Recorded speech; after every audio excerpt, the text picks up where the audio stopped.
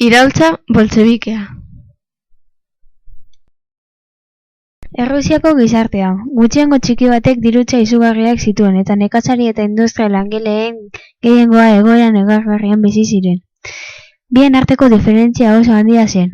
Gizarte arazoetako bat erdiko klaserik ez egoela zen, hau da, mendebaldeko herrietan hain ugaria zen burgesia indartsurik ez egotea. Kontuan izan behar da gainera landa inguruko morrontza oso berandu ezabatu zela. Ekonomia. Errusia nabarmenki nekazaritzako den herrialde bat da. Nekazaritza estentsiboarekin, hau da, garatu gabekoa eta geldi dagoena, baina industrializazioan ere oinarritzen zen. Zenbat industria astun Errusian kokatu ziren eta trenbidea eraikitzen hasi ziren. Horren ondorioz biztanleria langilea hasi zen. Enpresa burgesia ordea esen asko hasi. Industria garapena atzerriko kapitalaren eta estatuko ekimenaren mende baitzegoen. Politika. Nabariena Tsarren gobernu absolutista autokratikoa. Tsarren boterea neurgabea da, botere mota guztia biltzen ditu, eta dekretuengatik gobernatzen du inongo parlamentua izan gabe. Duma izeneko parlamentu bat dago, eta ez egoen askatasun politikorik, eta polizia politikoak monarkiaren kontrakoa sartzen zituen. Era berean polizia politikoak represioa handia eragiten zuen. Errusia garai horretan Europako herrialde atzeratuenetarikoa zen, bai ekonomian eta bai gizartean, Britania Handia eta Frantziaren aitzitik. Errusiako egoera honek 1905ko iraultza piztu zuen. Iraultza hau 1905ko urtarrilaren 9an hasi zen Errusiar inperiotik zabaldu zen matxinada jendetsua izan zen. Iraultza honetan bi taldeetan banatzen zen alde batetik langileak eta bestetik nekazariak. Hainbat gauzegaitik sortu zen iraultza.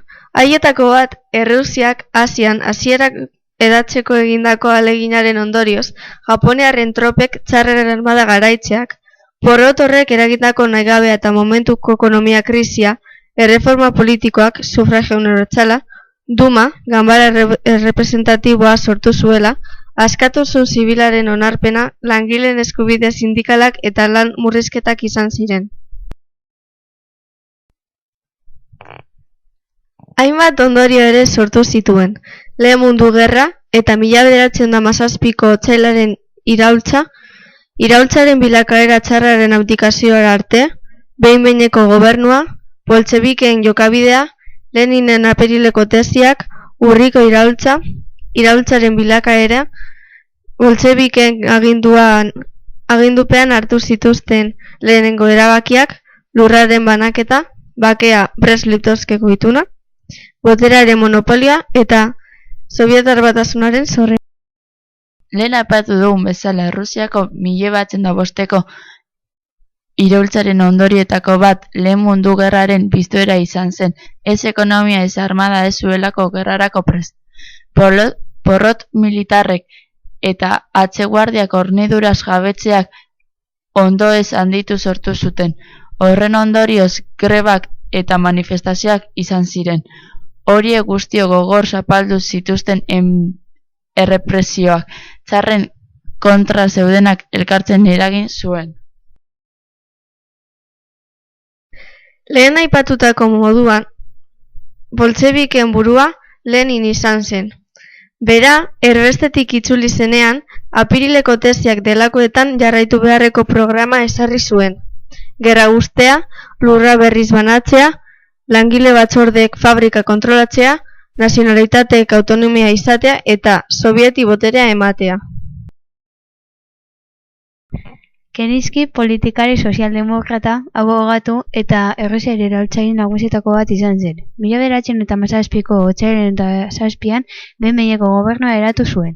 Gobernuak politika sistema liberala ezartzeko asmoa zuenez, Tsarra abdikatzera behartu zuen. Urrian, boltxebikeek gobernua botatzeko ahaleginak egin zuten, bai eta lortu ere. Urriaren 24ko gauean, Sovietek boltxebikeek kontrolatuta hiriburuko puntu estrategikoak eskuratu zituzten, eta urriaren 25ko neguko jauregiari eraso eta behin-behineko gobernua amaitu zen.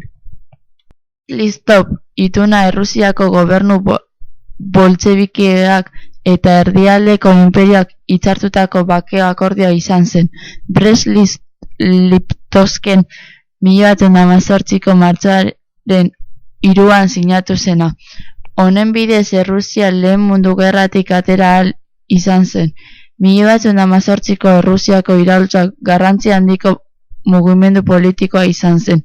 1917an Errusian tsarra ordezkatu zuen behin-behineko gobernu bota eta 1921era arte iraungo zuen Sobietar Batasuneko ezarriko zuten.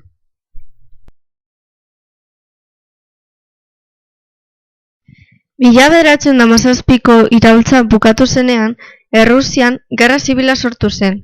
Gerra zibilean kontrairaultzaileen aldekoak, hau da, armada zuria atzerriko potentzien laguntzaz, eta boltxebikeak